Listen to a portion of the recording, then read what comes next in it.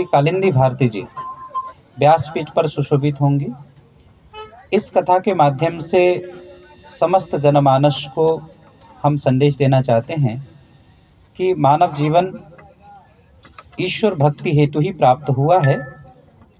परमात्मा की भक्ति जीवन का लक्ष्य है और इस लक्ष्य की पूर्ति तभी हो सकती है जब हमारे जीवन में पूर्ण सद्गुरु आते हैं। श्री आशुतोष महाराज जी एक पूर्ण संत हैं जो केवल ईश्वर की बात नहीं करते, दिव्य नेत्र के माध्यम द्वारा ईश्वर का दर्शन करवाते हैं। Divya Jyoti Jagriti Sansthan is a social and spiritual organisation. पूरे भारत में हम 40 जेलों में हमारे आश्रम हैं जो बंदी सुधार कार्यक्रम के नाम से चलता है। हीनियस क्राइम करने वाले जो कैदी हैं उन्हें भी परिवर्तित किया गया है।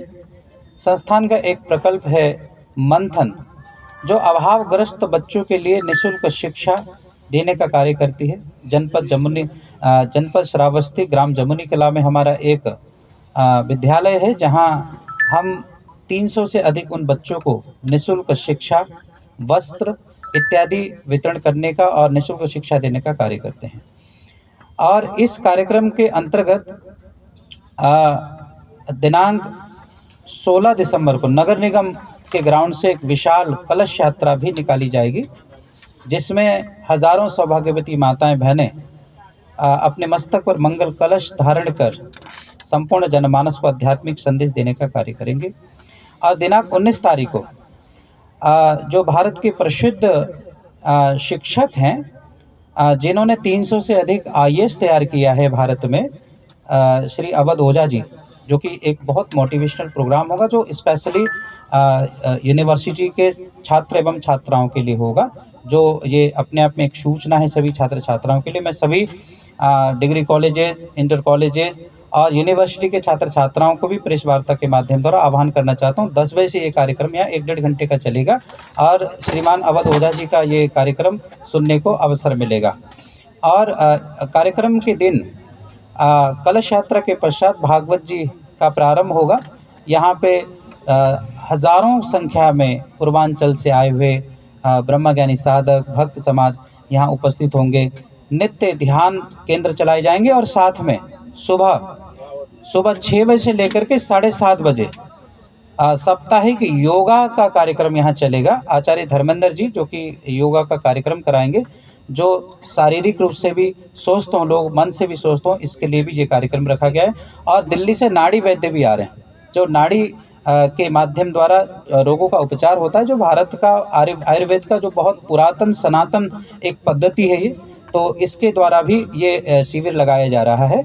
और इन कार्यक्रम के माध्यम द्वारा यही हमारा लक्ष्य है कि सभी जनमानस को आध्यात्मिक लाभ मिले, शारीरिक लाभ मिले, योग के द्वारा मानसिक लाभ मिले।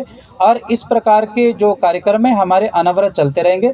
गोरखपुर में पिछले 25 वर्षों से हम लोग यहाँ आध्यात्मिक और सामाजिक कार्य कर रहे हैं, चाहे वो निःशुल्क स्वास्थ्य शिविर लगाना हो, चाहे निःशुल्क शिक्षा देने का कार्यक्रम हो, चाहे योगा का कार्यक्रम हो, चाहे प्रत्येक सप्ताह सत्संग और प्रत्येक महीने के भंडारे का कार्यक्रम हो।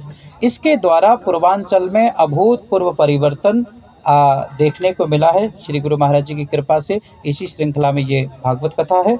मैं संपूर्ण जितने भी पूर्वांचल के जनपदवासी हैं, भक्त हैं, भागवत पिपासु हैं, गोरखपुर के भागवत पिपासु हैं, सबका आह्वान करूंगा इस कार्यक्रम में आप आएँ और अपने जीवन को सफल बनाएं। धन्यवाद।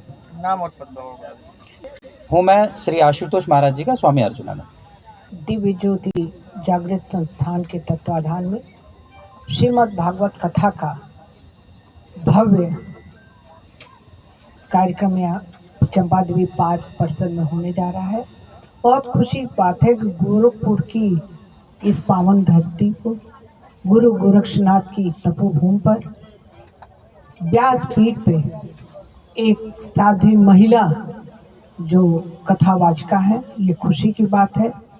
हमारा यही आग्रह है समस्त गोरखपुर वासी, अगल बगल सभी पूर्वांचल वासियों से भी कि वो आएं, और ख़ास तौर से महिलाओं से आग्रह कि वो स्वयं आएं और परिवार को भी लेके आएं। खास तौर से बच्चों को तो जरूर इस कथा का श्रवण कराएं। भागवत कथा से आत्म संतुष्टि के साथ साथ आत्मज्ञान की जो एक धारा प्रवाह एक शीतलता प्रदान होती है, वो वास्तव में बहुत ही पुण्य प्रताप से मिलता है। मैं सभी को आग्रह करती हूँ कि आए और हृदय से आभार व्यक्त करते हैं ईश्वर का भी कि हम सबको पुण्य प्रताप से कथा हो रहा है। और आप सभी मीडिया वालों के माध्यम से सभी दर्शकों को भी मैं प्रणाम निवेदित करते हुए आह्वान करती हूँ कि आप जरूर आवें और इस पुण्य का भागी बने इस कार्यक्रम के। बहुत बहुत धन्यवाद। मैं डॉक्टर सत्या पांडे, पूर्व महापौर नगर निगम गोरखपुर।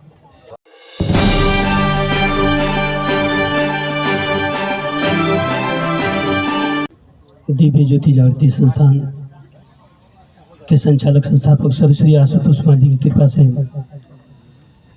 बड़ी ही दिव्य भव्य पूर्वांचल महोत्सव के रूप में ये श्रीमद् भागवत कथा चंपा देवी पार्क पैडलेगंज गोरखपुर में आगामी 16 दिसंबर से 22 दिसंबर दोपहर 1 बजे से शाम 5 बजे तक ये कार्यक्रम चलेगा।